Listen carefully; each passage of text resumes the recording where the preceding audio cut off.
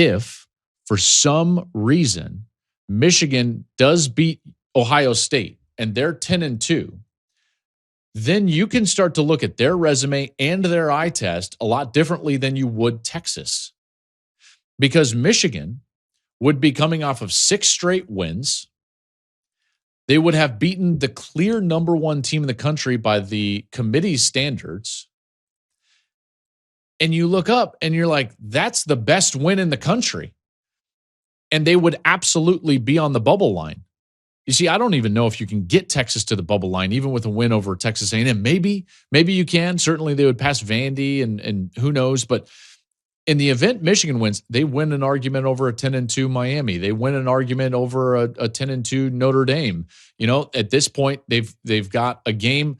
And I've made the argument in the past that the committee and people in college football have been talking for a long time about, and specifically this year, about this idea that they don't want to penalize teams for scheduling hard non-conference games.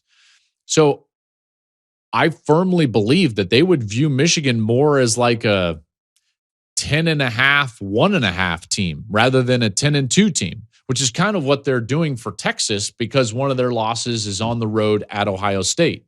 So if you're going to do that, then you'd have to apply the same logic to Michigan, who went to Oklahoma and lost what was, a good football game to John Mateer, who was playing his best ball.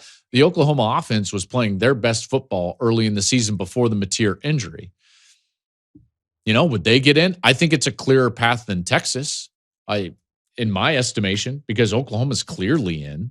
You start getting into a direct resume comparison with Notre Dame. I think Michigan would win that. If they were to beat Ohio State, they would have the singular best win in the country, period.